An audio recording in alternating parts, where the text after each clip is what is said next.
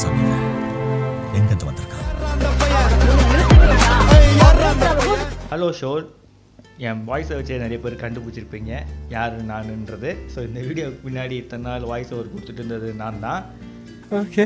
So என்னை கொஞ்சம் பார்க்கும்போது என்னடா இவன் ஏதோ மென்டல் ஹாஸ்பிட்டலேருந்து தச்சு வந்த மாதிரி இருக்கிறான்ற மாதிரி தான் இருக்கும். ஸோ புதுசாக பார்க்குறவங்களுக்கு கொஞ்சம் என்னை பார்த்தா கொஞ்சம் ஒரு மாதிரி தான் இருக்கும். பட் நிறைய பேர் நம்மளை வந்து பார்த்துருப்பீங்க. எப்படின்னா நான் வந்து ஃபிஷ்ஷை சேல் பண்ணும்போது நான் தான் எடுத்து போய் கொடுக்குறேன். அதனால் வந்து நிறைய பேர் என்ன பார்த்துருப்பீங்க. வீடியோ இதுவுமே இப்படி பண்ணலான்ற ஒரு ஐடியாவில் வந்திருக்கேன். ஸோ இதை பற்றி நீங்கள் என்ன நினைக்கிறீங்கன்றதை கமெண்ட் பாக்ஸில் சொல்லுங்கள். அதுக்கப்புறம் பார்த்தீங்கன்னா மைக் ஒன்று வாங்கியிருந்தாங்க. அந்த மைக் வந்து என்ன மாதிரி மைக்குனா ஒரு மாதிரி ஒயர் போட்டு ஜாக் ஒயரு. ஸோ அதுதான் வந்து விலை கம்மியாக வந்து நான் அதை சூஸ் பண்ணேன். அந்த ஒயர் பார்த்தீங்கன்னா ஒரு 6 ஃபீட்டு இருக்கும்னு நினச்சேன். பட் பார்த்தீங்கன்னா 4 ஃபீட்டு தான் இருக்குது. ஸோ அதனால் வந்து ஸ்டாண்டு மாதிரி ஒரு கோணிப்பை குச்சி இருக்குது. அந்த கோணிப்பை குச்சி எடுத்துகிட்டு இதில் மாட்டிட்டு அதுக்கப்புறம் இங்கே ஒரு மைக்கை செட் பண்ணிட்டேன். ஸோ இது ஒரு மைக்கு போல்டராகவும் மாக்கிட்டேன். ஏதாவது ஒன்று மேக் பண்ணணும். இப்படி ஒன்று வச்சுட்டு இருக்கிறதுக்கு ஸ்டாண்டு மாதிரி பெஸ்ட்டானு வச்சுக்கோங்க, கெத்தாக இருக்குங்க பேசும்போது. வருஷத்துக்கு ஒரு கிரிக்கெட்டை சிக்கிறடா சாமி. ஸோ இன்னைக்கான கண்டென்ட் என்னன்னு பார்த்தீங்கன்னா, எப்படி உங்களுக்கான கரெக்டான மீனை சூஸ் பண்ணுறதுன்றது தான் இன்னைக்கான கண்டென்ட்டு. ஸோ நிறைய பேர் பார்த்தீங்கன்னா அக்கறை ஷாப்புக்குள்ளே போயிட்டு அவங்களுக்கு பிடிச்ச மாதிரி மீனை சூஸ் பண்ணிட்டு வந்துடுவாங்க.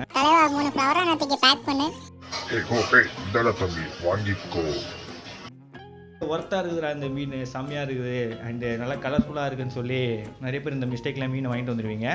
பட் அந்த மீன் பார்த்தீங்கன்னா உங்கள் டேங்குக்கு ஏற்ற மீனான்றதை நீங்கள் ரிசர்ச் பண்ணுறது ரொம்ப முக்கியம். ஸோ அந்த மாதிரி ரிசர்ச் பண்ணிட்டு இருக்கீங்கன்னா உங்களுக்கு இந்த வீடியோ ரொம்ப யூஸ்ஃபுல்லாக இருந்திருக்கும். ஸோ உங்கள் டேங்க்கு நீங்கள் எப்படி கரெக்டான மீனை சூஸ் பண்ணுறீங்கன்றதை இந்த வீடியோ பார்த்து நீங்கள் தெரிஞ்சுக்கலாம். ஸோ வீடியோக்குள்ளே போகிறதுக்கு முன்னாடி நம்ம சேனலுக்கு யாராவது புதுசாக வந்தீங்கன்னா மறக்காமல் லைக் பண்ணிடுங்க. அதுக்கப்புறம் மெயினாக சப்ஸ்கிரைப் பண்ணிக்கோங்க. அதுக்கப்புறம் பார்த்தீங்கன்னா பெல் பட்டன் ஒன்று இருக்கும், அதை அப்படியே தட்டிட்டு போயிடுங்க. அண்டு உங்களுக்கு விருப்பம் இருந்தால் மெம்பர்ஷிப்லையும் ஜாயின் பண்ணிக்கோங்க. நம்ம சேனல் க்ரோத்துக்கு நல்லாயிருக்கும். ஸோ வாங்க வீடியோக்குள்ளே போயிடலாம்.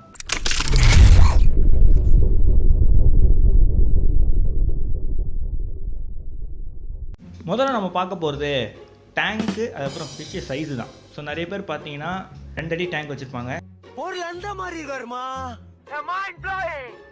இல்லாட்டி அதுக்கும் மேலே டேங்க் இருக்கும். ஸோ பிகினர் பார்த்தீங்கன்னா ஒரு 2 அடி டேங்க் தான் பண்ணுவாங்க மோஸ்ட்டாக. ஸோ அவங்க வந்து இந்த 2 அடி டேங்க்குள்ளே வச்சு வளர்க்கக்கூடிய மீனை வந்து சூஸ் பண்ணுவாங்களான்னு கேட்டிங்க, கிடையாது. நெவர்.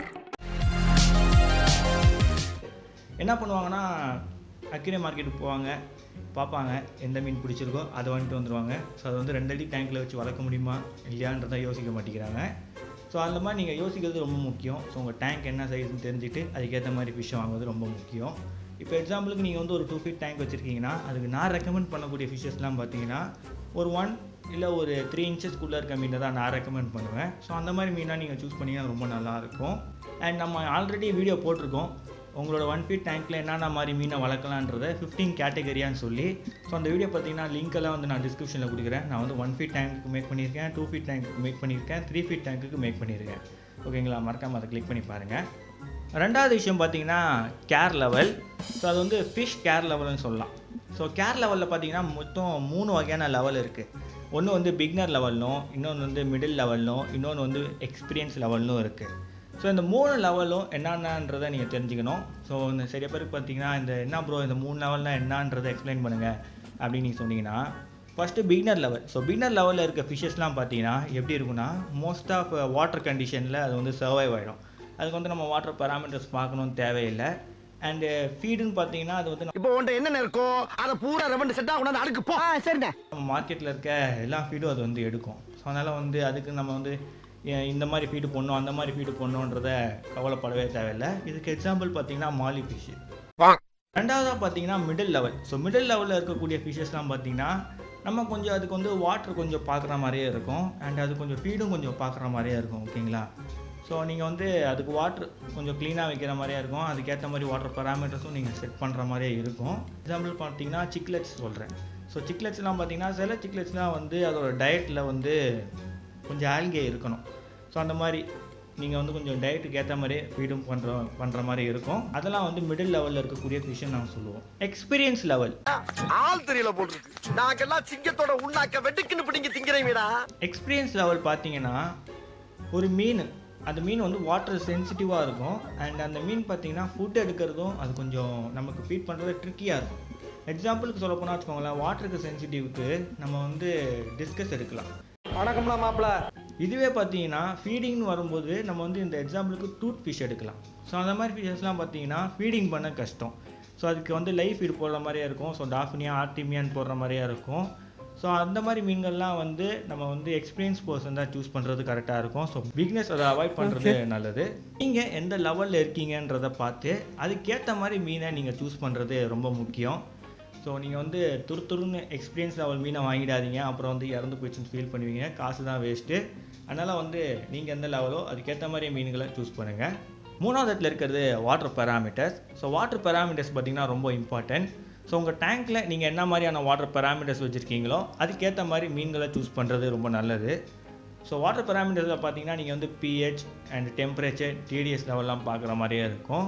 ஸோ நீங்கள் ஒரு பிகினராக இருக்கீங்க, நீங்கள் வந்து எப்படி இந்த வாட்டர் பேராமீட்டரை பார்க்குறது அப்படின்னு நீங்கள் கேட்டிங்கன்னா உங்களுக்கு நான் ஒரு டிப்ஸு சொல்கிறேன். ஸோ வந்து நீங்கள் pH லெவலு அண்டு உங்ககிட்ட வந்து இந்த டெஸ்ட் கிட்லாம் இல்லை டெஸ்ட் பண்ணுறதுக்கு அப்படின்னா நீங்கள் வந்து டெஸ்ட் கிட் இல்லாமலே ஒரு வாட்டர் பேராமீட்டர் நீங்கள் வந்து செக் பண்ண முடியும், ஒரு தோராயமாக செக் பண்ண முடியும். ஓகேங்களா? அது எப்படின்றத நான் சொல்கிறேன். முதல்ல பார்த்தீங்கன்னா pH லெவல், ட்ரிங்கிங் வாட்டர் நீங்கள் யூஸ் பண்ணுங்கள். ஸோ ட்ரிங்கிங் வாட்டர் பார்த்தீங்கன்னா நீங்கள் வந்து வாட்டர் பேராமீட்டரை செக் பண்ண தேவையில்லை. ட்ரிங்கிங் வாட்டர்னால் நீங்கள் ஆரோ வாட்டரோ இல்லாட்டி கேன் வாட்டரோ இருக்கும். ஸோ அந்த மாதிரி வாட்டர் நீங்கள் யூஸ் பண்ணுறீங்கன்னா நீங்கள் வந்து வாட்டர் பேராமீட்டர் செக் பண்ண தேவையில்லை. ஸோ இதுவே டேப் வாட்டராக இருந்தாலும் ஓகே. ஸோ எப்படின்னா இந்த குளோரின் கலந்து தண்ணி வரும், அது வந்து நீங்கள் டீக்ளோரினேட் பண்ணி தான் நீங்கள் வந்து ஃபிஷ்ஷுக்கு ஊற்றணும். ஸோ அதில் வந்து என்ன மாதிரியான வாட்டர் பேராமீட்டர் இருக்குன்றது எனக்கு சரியாக தெரியாது. ஸோ இந்த கேன் வாட்டர் அண்ட் இந்த ஆரோ வாட்டர்லாம் பார்த்தீங்கன்னா என்ன மாதிரியான வாட்டர் பேராமீட்டர்ஸ் இருக்குன்றதை நான் உங்களுக்கு சொல்கிறேன். ஸோ அது பார்த்தீங்கன்னா ஒரு ட்ரிங்கிங் வாட்டராக இருக்கிறனால pH லெவல் பார்த்தீங்கன்னா மினிமம் ஒரு 6.5 மேலே இருந்து 7.5க்குள்ளே தான் இருக்கும். ஒரு பியூர் ட்ரிங்கிங் வாட்டரோட pH லெவல் பார்த்தீங்கன்னா 7 தான். ஸோ அதனால் வந்து நம்ம அதுக்கு ஏற்ற மாதிரி pH லெவல் இருக்கிற மாதிரியே ஃபிஷ்ஷை சூஸ் பண்ணுறது ரொம்ப நல்லது. அண்ட் அதுக்கப்புறம் பார்த்தீங்கன்னா டெம்பரேச்சர். ஸோ டெம்பரேச்சர் பார்த்தீங்கன்னா நம்ம இந்தியாவில் வந்து ஒரு டேங்க் வைக்கும்போது அந்த டேங்க் டெம்பரேச்சர்லாம் பிட்வீன் 26 இருந்து 30 செல்சியஸ்க்குள்ளே தான் இருக்கும். ஸோ அதுக்கேற்ற மாதிரியே டெம்பரேச்சர் இருக்கக்கூடிய மீன்களை நீங்கள் சூஸ் பண்ணுறது நல்லது. அதுக்கப்புறம் பார்த்தீங்கன்னா TDS லெவல். ஒரு ட்ரிங்கிங் வாட்டரோட TDS லெவல் பார்த்தீங்கன்னா 50 ppm இருந்து 150 ppmக்குள்ளே தான் இருக்கும். ஸோ அதனால் வந்து நீங்கள் அதுக்கேற்ற மாதிரி TDS லெவலில் இருக்கக்கூடிய மீன்களை சூஸ் பண்ணுறது ரொம்ப நல்லது. ஸோ இந்த ஆரோ வாட்டர் யூஸ் பண்ணுவாங்க, ரிவர்ஸ் ஆஸ்மோசிஸ் வாட்டர்ஸ்லாம் யூஸ் பண்ணும்போது அது பார்த்தீங்கன்னா TDS லெவல் ரொம்ப கம்மியாக இருக்கும், கிட்டத்தட்ட 50க்கும் கீழே தான் இருக்கும். ஸோ அதனால் வந்து நீங்கள் கொஞ்சம் TDS இன்க்ரீஸ் பண்ணிங்கன்னா நல்லாயிருக்கும். அதுக்கு வந்து நீங்கள் லைட்டாக போர்வெல் வாட்டர் ஆட் பண்ணுற மாதிரியே இருக்கும். இப்படி ஆட் பண்ணிங்கன்னா TDS இன்க்ரீஸ் ஆகும்.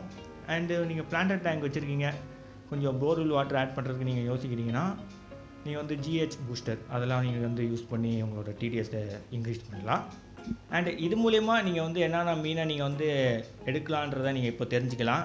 பேராமீட்டரை எப்படி செக் பண்ணணுன்றதை நீங்கள் தெரிஞ்சுக்கிட்டீங்க. ஸோ இதுவே நீங்கள் வந்து மிடில் லெவல் போகிறீங்க அப்படின்னா நீங்கள் கொஞ்சம் வாட்டர் பேராமீட்டர்ஸை செக் பண்ணுறது நல்லது. சிக்லெட்ஸ்லாம் வாங்குறீங்கன்னா மோஸ்ட்டாக இந்த ஆஃப்ரிக்கன் சிக்லெட்ஸ்லாம் பார்த்தீங்கன்னா அது வந்து ஹை இன் pH 8, 8.5 அப்படின்றது மாதிரி வைக்கிற மாதிரியே இருக்கும். ஸோ தண்ணியோட ஹார்ட்னஸும் இன்க்ரீஸ் பண்ணுற மாதிரியே இருக்கும். ஸோ அந்த மாதிரி தண்ணி செட் பண்ணுற மாதிரியே இருக்கும் ஓரளவுக்கு. ஸோ அதனால் வந்து கொஞ்சம் அதுக்கேற்ற மாதிரி நீங்கள் வந்து டெஸ்ட் வாங்கி வைக்கிறது ரொம்ப நல்லது. Fish temperament. ஸோ நீங்கள் வந்து ஃபிஷ் அது என்ன மாதிரியான ஃபிஷ்ஷுன்னு நீங்கள் தெரிஞ்சுக்கிறது மட்டும் இல்லாமல் அது வந்து பீஸ்ஃபுல்லான இருக்க ஃபிஷ்ஷா இல்லாட்டி அது வந்து ஸ்கூலிங்காக இருக்க ஃபிஷ்ஷா இல்லாட்டி அது வந்து ஒரு சாலிட்டரியாக இல்லாட்டி டெரிட்டரியில் இருக்கக்கூடிய ஃபிஷ்ஷான்றதை நீங்கள் தெரிஞ்சு வாங்குறது ரொம்ப நல்லது. ஸோ இப்போ வந்து நிறைய பேர் பார்த்தீங்கன்னா ஒரு பீஸ்ஃபுல்லான ஃபிஷ்ஷை வந்து நீங்கள் அது வந்து ஒரு எக்ஸாம்பிள் சொல்ல போனால் பேர் கப்பி. இப்போ ஒரு பீஸ்ஃபுல்லான ஃபிஷ்ஷுன்னு பார்த்தீங்கன்னா அது வந்து எந்த விதமான வம்புக்கும் போகாது. எதுக்குடா ஒரு தாயில்லா பிள்ளைய போட்டு இப்படி துவைச்ச? அது பாட்டுன்னு அது வந்து டேங்க்கில் நீந்திக்கிட்டு இருக்கும். ஸோ அதை வந்து நீங்கள் குரூப்பாக வைக்கணும்னு கிடையாது, சிலதெல்லாம் வந்து குரூப்பாக வைக்கிற மாதிரியே இருக்கும்.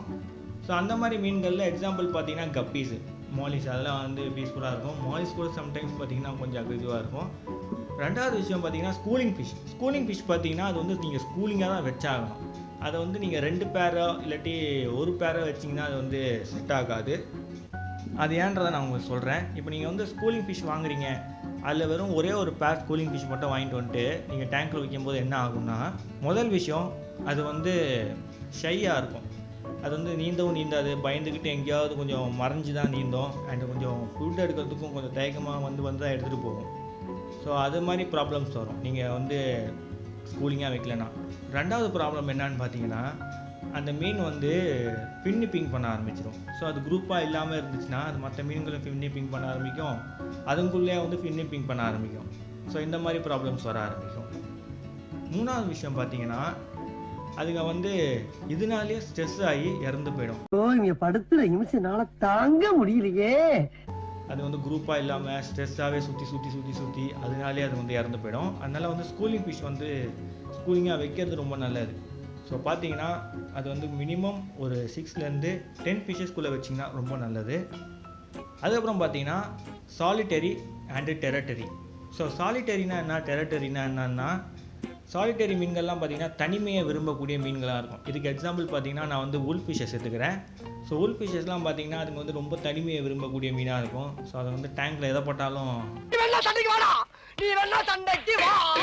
அதுக்கு வந்து அது ஃபுட்டு தான், அது எனிமையாக தான் பார்க்க ஆரம்பிக்கும். பட் அதை நீங்கள் கம்யூனிட்டியாக வைக்கலாம், அதுக்கு நீங்கள் எக்ஸ்பீரியன்ஸ் பர்சனாக இருக்கணும். ஸோ சாலிட்டரியில் வந்து இன்னொரு வெரைட்டி இருக்குது, அது பார்த்தீங்கன்னா கொஞ்சம் குரூப்பாக இருக்கக்கூடிய சாலிட்டரி. அதுக்கு எக்ஸாம்பிள் வந்து பிரானாஸ் தான். ஸோ பிரானாஸ் வந்து நம்ம குரூப்பாக வச்சுக்கலாம், ஆனால் தனியாக தான் வச்சுக்கணும். அந்த ஸ்பீஷஸை மட்டும் தான் டேங்க்கில் வச்சுக்கணும். அது கூட டேங்க் மச்சுன்னு எதை போட்டாலுமே அதுக்கு வந்து சாப்பாடு தான் அது. ஸோ அதனால் வந்து இந்த மாதிரி விஷயங்கள் இருக்குது. இதுவே டெரட்டரினா, டெரட்டரியில் வந்து நீங்கள் குரூப்பாக வச்சுக்கலாம். அதுவே பார்த்தீங்கன்னா அதாவது ஒரு டெரட்டரியை செட் பண்ணியிருக்கும். ஸோ எக்ஸாம்பிளுக்கு நம்ம சொல்ல போனால் ஆஃப்ரிக்கன் சிக்லெட்ஸ் எடுத்துக்கோங்க. அதை வந்து நீங்கள் குரூப்பாக உங்கள் டேங்க்கில் வச்சிடலாம். ஆனால் அது பார்த்தீங்கன்னா அதாவது ஒரு டெரட்டரியை ஃபிக்ஸ் பண்ணி அது அங்கே இருக்கும்.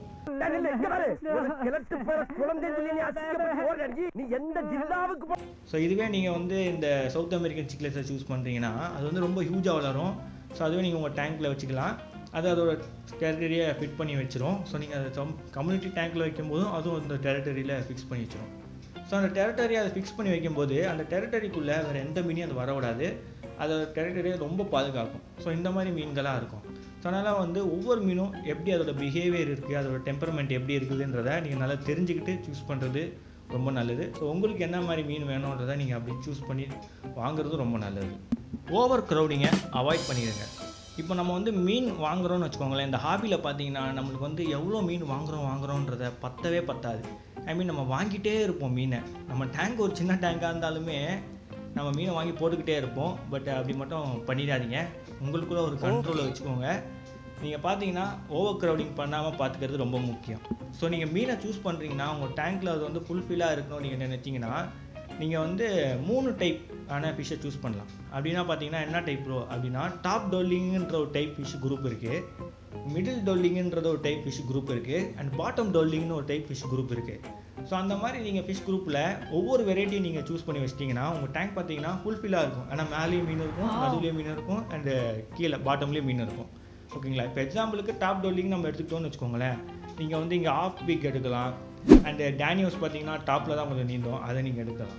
அண்டு நீங்கள் மிடில் நீந்துற மாதிரி மீனை வளர்க்கணும்னு நீங்கள் எதிர்பார்த்தீங்கன்னா டெட்ராஸு, ராஸ்போரா, ஸோ அந்த மாதிரி வெரைட்டி மீன்களை வந்து நீங்கள் சூஸ் பண்ணலாம். இதுவே நீங்கள் பாட்டமில் இருக்கிற மாதிரி மீனை வேணும்னு நினச்சிங்கன்னா லோச்சஸு அண்ட் இந்த கோரி கேட் ஃபிஷ்ஷஸு அதெல்லாம் நீங்கள் வந்து சூஸ் பண்ணலாம். ஸோ அதெல்லாம் வந்து நம்ம டேங்க்கில் வைக்கும்போது மேலேயும் மீன் இருக்கும், மிடில்லேயும் மீன் இருக்கும், கீழே மீன் இருக்கும். ஸோ இருக்கிறது பார்த்தீங்கன்னா 3 ஸ்பீஷஸ் தான். பட் டேங்க்கில் பார்த்தீங்கன்னா கொஞ்சம் நிறைய மீன் இருக்கிற மாதிரியே ஃபீல் கொடுக்கும். ஸோ அதனால் வந்து நீங்கள் அந்த மாதிரி சூஸ் பண்ணுறது ரொம்ப நல்லது. Fish disease. So fish disease பார்த்தீங்கன்னா நீங்கள் இம்பார்ட்டண்ட்டாக நோட்டீஸ் பண்ணி ஆகணும். இப்போ நீங்கள் வந்து அக்ரே ஷாப்பில் வந்து நீங்கள் மீனை வாங்க போகிறீங்க. நீங்கள் வந்து அந்த அக்ரே ஷாப்பில் பார்த்தீங்கன்னா ஏதாவது மீன் டேங்கோட கார்னர்லேயோ இல்லை அதுக்கு வந்து ஃபின்னில் ஏதாவது டேமேஜ் இருக்கோ இல்லாட்டி பாடியில் ஏதாவது ப்ராப்ளம் இருக்கான்றதை நோட்டீஸ் பண்ணுங்கள். அப்நார்மலாக அது வந்து நீந்துது இல்லாட்டி அது வந்து அப்நார்மல் ஷேப்பில் இருக்குது அப்படின்றத நோட்டீஸ் பண்ணுங்கள். அது மாதிரி ஒரு மீன் உங்கள் டேங்க்கில் இருந்தாலுமே, ஐ மீன் நீங்கள் அக்வேரியம் ஷாப்பில் அந்த மாதிரி ஏதோ ஒரு மீன் அந்த டேங்க்கில் இருந்தாலுமே நீங்கள் மற்ற மீனை வாங்காமல் அவாய்ட் பண்ணுறது ரொம்ப நல்லது. ஏன்னா அது மற்ற மீன் ஆல்ரெடி இன்ஃபெக்ட் ஆகிருக்க வாய்ப்பு இருக்குது. ஸோ குவாரண்டைன் பண்ணி ஃபிஷ்ஷை வந்து மோஸ்ட்டாக நம்ம இந்தியாவில் வந்து அவ்வளோ அக்வேரியம் ஷாப்பில் பண்ண மாட்டாங்க. சில ஃபியூ அக்வேரியம் ஷாப்ஸ் தான் பண்ணுவாங்க. அது ஏன்னு பார்த்தீங்கன்னா ப்ரைஸு. ஸோ வந்து குவாரண்டைன் பண்ணுற மூலிமா பார்த்தீங்கன்னா மீனோட ப்ரைஸ் இன்க்ரீஸ் ஆகும். ஸோ அப்போ பார்த்தீங்கன்னா நம்ம வந்து எது சீப்பாக கிடைக்குதோ அதுதான் நம்ம தேடி போவோம். பட் சீப்பாக கிடைக்கிறத வந்து நம்ம கொஞ்சம் பார்த்து வாங்குற மாதிரியே இருக்கும். ஏன்னா நம்ம குவாரண்டைன் பண்ணணும். நம்மளும் குவாரண்டைன் பண்ண மாட்டோம். நம்ம என்ன பண்ணுவோம், எடுத்து நம்ம டேங்கில் அப்படியே ரிலீஸ் பண்ணிடுவோம். ஸோ அப்படி ரிலீஸ் பண்ணும்போது ஃபிஷ்ஷுக்கு ஏதாவது டிசீஸ் இருந்ததுன்னா நம்ம டேங்கில் இருக்க மற்ற நல்ல ஃபிஷ்ஷஸ்க்கும் டிசீஸ் வந்து இறந்து போயிடும். அதனால் வந்து நீங்கள் அக்வேரியம் ஷாப்பில் பார்க்குற மீன் பார்த்தீங்கன்னா நல்லா ஹெல்த்தியாக இருக்கான்றதை பாருங்கள். அதை வந்து குவாரண்டைன் பண்ணியிருக்காங்களோ இல்லையோ நீங்கள் அதை வாங்கிட்டு குவாரண்டைன் பண்ணுறது ரொம்ப நல்லது. இல்லாட்டி அக்வேரியம் ஷாப்பில் கேளுங்க நீங்கள் இதை வந்து குவாரண்டைன் பண்ணியிருக்கீங்களான்றது. அவங்க இல்லைன்னாங்கன்னா நீங்கள் அதை குவாரண்டைன் பண்ணி உங்கள் டேங்க்கில் விடுறது ரொம்ப நல்லது. அண்ட் இந்த வீடியோ பார்க்கும்போது உங்களுக்கு ஏற்ற மாதிரி மீன் எப்படி சூஸ் பண்ணுறதுன்றது இப்போ உங்களுக்கு புரிஞ்சிருக்குன்னு நான் நினைக்கிறேன். ஸோ வாட்டர் பெராமீட்டராக இருக்கட்டும், கேர் லெவலாக இருக்கட்டும், டேங்க் சைஸாக இருக்கட்டும், ஃபிஷ் சைஸாக இருக்கட்டும், இது ஒவ்வொன்றா பார்த்துக்கோங்க. மெயினாக ஒவ்வொரு மீனையும் வாங்கும்போது ரிசர்ச் பண்ணுங்கள், உட்காந்து அதை ரிசர்ச் பண்ணுங்கள். ரிசர்ச் பண்ணிவிட்டு நீங்கள் வந்து அந்த மீனை சூஸ் பண்ணுங்கள். பொறுமையாக டைம் எடுத்தே பண்ணுங்கள், துருத்துருன்னு பண்ணாதீங்க. அதனால் நீங்கள் நிறைய ப்ராப்ளம் தான் ஃபேஸ் பண்ணுவீங்க. பொறுமையாக டைம் எடுத்து பண்ணுங்கள், கண்டிப்பாக நீங்கள் அதில் ப்ராப்ளமே ஃபேஸ் பண்ண மாட்டீங்க அவ்வளோவா. ஸோ இந்த வீடியோ உங்களுக்கு யூஸ்ஃபுல்லாக இருந்திருக்கும்னு நினைக்கிறேன். ஸோ மறக்காம நம்ம சேனலுக்கு லைக் சப்ஸ்கிரைப் பண்ணுறேங்க. உங்களை அடுத்த சுவாரஸ்யமான வீடியோவில் சந்திக்கிறேன். இதோட விடைபெறுவது இடன் அக்வாட்டிக்ஸ். பை ஷோல்.